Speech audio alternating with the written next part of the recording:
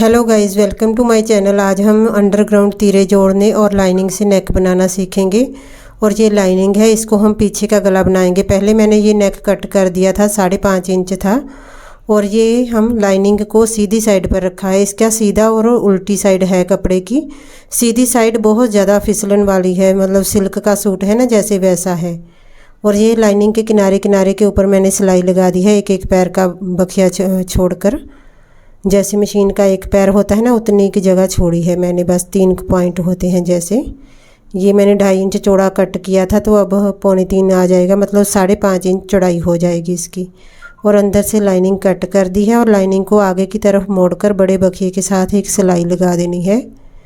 और दोनों ही नेक मैं इसी तरह से लाइनिंग के साथ ही बनाऊंगी, तो फिर ना अंडरग्राउंड तीरे जोड़ेंगे हम। बहुत ही सफाई के साथ तीरा भी जुड़ जाता है इसका। और नेक बनाते हुए एक्स्ट्रा कोई भी कपड़ा नहीं लगता है ना, पाइपिंग लगती है, मतलब वो जो लगाते हैं, और रेप पट्टी भी नहीं लगती, ना बुकरम लगती है, कुछ भी नहीं लगता। और ये पीछे को मोड़कर एक सिलाई लगा देनी है।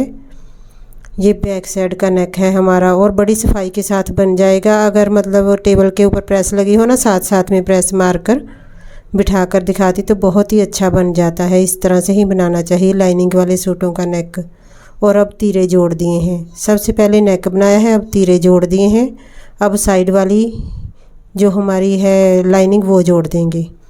तो मैंने इसके पहले ही फिटिंग लगा दी थी, तो जब मैं आगे के पल्ले पर जोड़कर लाइनिंग फिटिंग लगाने लगी तो मुझे कुछ दिखाई नहीं दे रहा था, तो फिर मुझे दोबारा से फिटिंग लगानी पड़ी इसकी।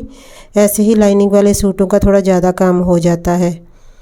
और यही बोल रही थी, आकर वीडियो भी देखेगी तो कोई बात नहीं, जो सही है वो सही बात है कि पैसे बढ़ा दिए हैं सूट के। 5 साल बाद लगता है आई थी मेरे पास ये सुमन, और फ़ोन कर कर के हर रोज़ बताती है कि घेरा कम रखना। तो घेरा ना, जब हमारा पेट बड़ा हो तो उसी हिसाब से घेरा भी बड़ा होता है। हमेशा हिप के हिसाब से ही घेरा होता है। ज़्यादा से ज़्यादा मतलब 1 इंच कम हो जाता है, इससे ज़्यादा कम नहीं हो सकता। ये फ्रंट वाला गला है, और इसको 5.5 इंच चौड़ाई रखनी है। मैंने सेंटर में एक ना कट भी लगा लिया था, अब उसके हिसाब से ही मैंने एक बार फिर से नाप लिया। दोनों तरफ ना 2.5 इंच आना चाहिए, नहीं 2.25 इंच लिया है मैंने, क्योंकि ये कट नहीं किया हुआ, इसकी सिलाई में कुछ नहीं आएगा। और नीचे को 6.5 इंच का निशान लगाया है, ताकि नेक बड़ा ना हो जाए, बहुत ज़्यादा बड़ा था नेक। और अगर लंबाई मतलब मुझे सही होती ना, तो ऊपर से जो प्लेन बचा हुआ है बिना एम्ब्रॉयडरी के, वो मैं कट कर लेती।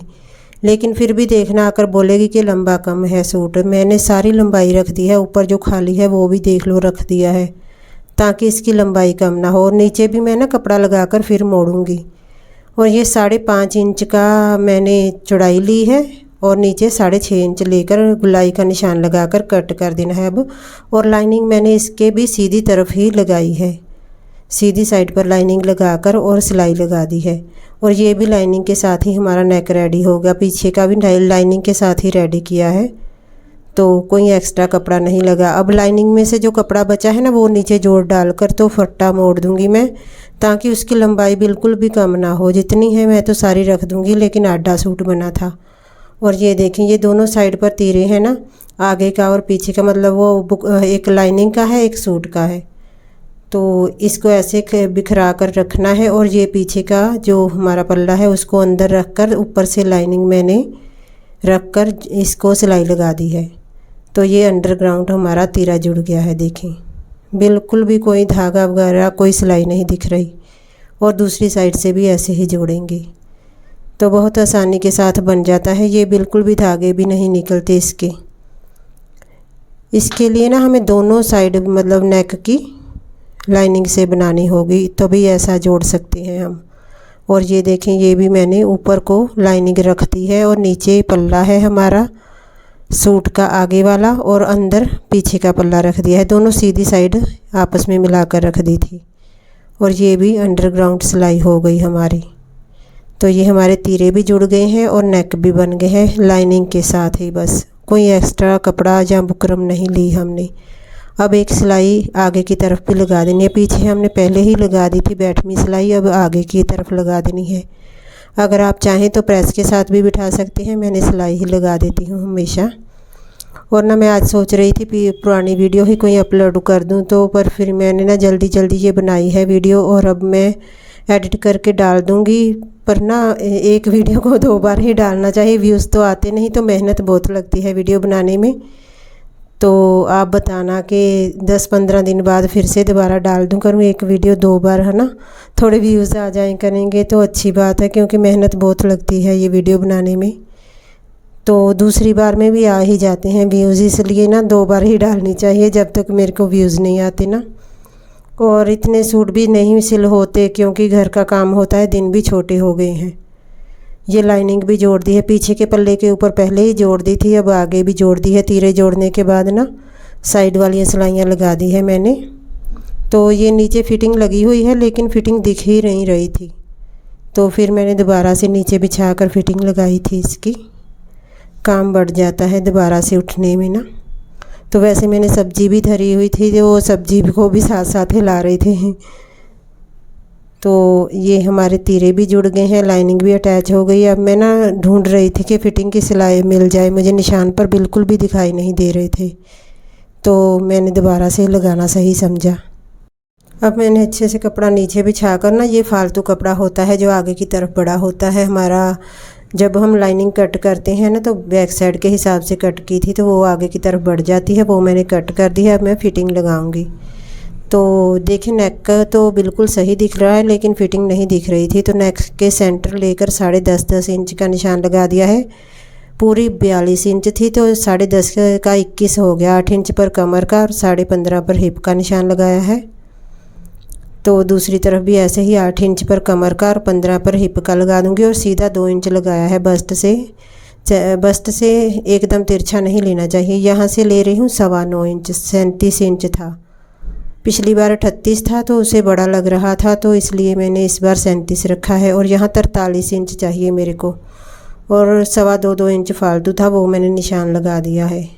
अब इससे सीधे वाले स्केल से मैं मिला दूँगी आपस में, इससे आसानी से मिल जाता है, इंची टेप थोड़ा इकट्ठा हो जाता है। ये फिटिंग का निशान लग गया। अब हम इसको फिटिंग लगाएंगे मशीन के पास बैठकर। कई लाइनिंग में निशान दिख जाते हैं, इसमें नहीं दिख रहे थे, शायद डार्क ज़्यादा थे ये वाली। तो किसी किसी सूट में ना लाइनिंग के नीचे निशान दिख जाते हैं, फिर मैं वहीं पर फिटिंग लगा लेती हूँ, तो थोड़ा मेरा टाइम बच जाता है। लेकिन चलो थोड़ा मुझे फिर लगाना पड़ा नीचे बिछा कर कपड़े को ना। ये बहुत सिल्क का कपड़ा है, बहुत ज़्यादा हिलता था, तो मैं देख रही हूँ कि इकट्ठा तो नहीं हो गया, इसलिए अब सीधे करके भी मैं देखूँगी, चेक करूँगी। फिर मेरे को ना लग रहा था इकट्ठा ना हो जाए ये कपड़ा, तो अंदर से सीधा करके भी मैं देखा है कि इकट्ठा ना हो जाए। तो फिर दूसरी साइड पर भी लगा दूँगी। पहले बहुत कपड़े चले थे पेपर सिल्क के, वैसा ही कपड़ा है, बिल्कुल सिल्क है आगे की तरफ, तो पीछे की तरफ खरवा है थोड़ा, आगे सिल्क सा कपड़ा है। और ये फिटिंग का निशान लगाकर पीछे को हमेशा मोड़ लेना चाहिए, नहीं तो ना उधड़ना शुरू हो जाता है, सिलाई से निकलना शुरू हो जाता है अगर सिलाई पीछे को ना मोड़ो। और जब सिलाई ख़त्म करो तो थोड़ा धागा छोड़ लेना चाहिए, बिल्कुल किनारे से कट करेंगे ना तो फिर भी उधड़ना शुरू हो जाएगा। ये देखें हमारे तीरे कितने सुंदर लग रहे हैं, बिल्कुल कोई धागा नहीं दिखाई दे रहा, अंडरग्राउंड हो गए। और ये 9 इंच आया था, मैंने अच्छे से नाप लिया है, 9 इंच है। और ये बाजू मैंने पहले ही पट्टी बना कर रख ली थी लगाकर, जब पैंट सिलाई की थी ना तो फिर पट्टी लगा दी थी मैंने। देख लेना, बोलेगी इससे भी ज़्यादा चौड़ी लगानी थी, तो बुरा नहीं लगना था, इतनी चौड़ी बहुत है। और पाइपिंग भी देकर गई हुई है, पाइपिंग भी लगा दूंगी सूट के ऊपर, वो मैं कल को लगाऊंगी पाइपिंग, अलग से वीडियो बना दूंगी पाइपिंग की, क्योंकि उसको भी टाइम लगेगा। तो फिर मेरे पास आज इतना ही बना मेरे से। 2 पैंट भी सिलाई की है मैंने। तो ये 9 इंच का निशान लगा दिया है। दोनों मैंने ना सीधी उल्टी साइड अंदर रखी है, वो नहीं फिसलती और सीधी साइड फिसलती थी, इसलिए मैंने सीधे ही तय लगाई थी। तो अब ना इसको 6 इंच लिया है मैंने मोरी, क्योंकि बाजू कम है। देखो अब कहाँ तक आती है, कोनी तक आएगी मेरे को लगता है। कपड़ा था ही इतना, तो जितना था मैंने लगा दिया है। 6 इंच मोरी ली है और पीछे से 9 इंच लिया है। पौनी बाजू नहीं बनी, थोड़ी कम ही बनी है, जितना कपड़ा था उतना लगा दिया था मैंने। तो फिर भी ना आकर बस नुक्स से निकालेंगे कि कब बाजू छोटी है, मैं क्या करूं, कपड़ा ही कम था। अब दोनों फिटिंग की सिलाइयों को आपस में मिलाते हुए तो गोल गोल घुमाते हुए सिलाई लगाकर बाजू जोड़ देनी है। तो बड़े ध्यान के साथ जोड़ी थी मैंने। आपको बताया ना कपड़ा बहुत ज़्यादा फिसलता है, सिल्क का कपड़ा है ये। दूसरी बाजू भी 6 इंच आगे लिया है और 9 इंच पर निशान लगाकर सिलाई लगा दूंगी। और धागा निकल गया था इसका मशीन का तो दोबारा से धागा डालकर मैं इसको फिटिंग लगाकर फिर इसको भी जोड़ देंगे, बाजू को भी। और बाद में मैंने ना वो पट्टियाँ लगाई थी जिसमें हम ब्रा के स्टेप डालते हैं, और मैं कल को इसके पाइपिंग निकाल कर आपको बताऊंगी कि मैं किस तरह से लगाती हूँ पाइपिंग। तो सूट फिर आज इतना ही बनाया है मैंने। इसके साथ की ये पैंट जो फ़िरोजी कलर की थी ना वो बना दी है, और एक पैंट वो बनाई थी मैंने आज, वो जो हमारी थी लेस वाली कुर्ती थी ना जो मैंने अपनी सिलाई की है मेहंदी कलर की, वो तरपाई होके भी आ गई है, पर मैंने पहन के ही नहीं देखी। पहले मैं बहुत एक्साइटेड रहती थी कि मैं अपना सूट डालूँ, अब बस कामों में लगी रहती। मैंने अभी भी नहीं डाल कर देखी। धागे बहुत ज़्यादा निकलते हैं उस सूट के, इंटरलॉक के बाद ही देखेंगे पहन के। तो एक और सूट मैंने पर्पल कलर का स्टिच किया था, उस पर गोटा पट्टी लगाई थी, तब मेरा चैनल नहीं था। तो अब टिच बटन के लिए पट्टियाँ लगा लूँगी। ये मैंने लाइनिंग संभाल कर रखी है, इसको कल को नीचे लगा कर ना फट्टा नीचे को मोड़ेंगे। सूट का तो बिल्कुल भी कपड़ा नहीं बचा है, जितना था सारा लग गया है बाजू के ऊपर और आगे पीछे के पल्ले के ऊपर। इसको सेंटर में कट करके तो मोढे के ऊपर अटैच कर देंगे। फिर इसमें हमारे स्टेप जाएंगे जो ब्रा के होते हैं। मैं तो वो लगा देती हूँ याद से, लेकिन लोग ऐसे ही ना लगाते नहीं। जब आते हैं मैं बोलती हूँ इसको लगाया करो, हमने मेहनत करके लगाए हैं तो इसमें ब्रा के स्टेप डाला करो आप। अगर वीडियो पसंद आई हो तो प्लीज़ लाइक कर देना। Thanks for watching.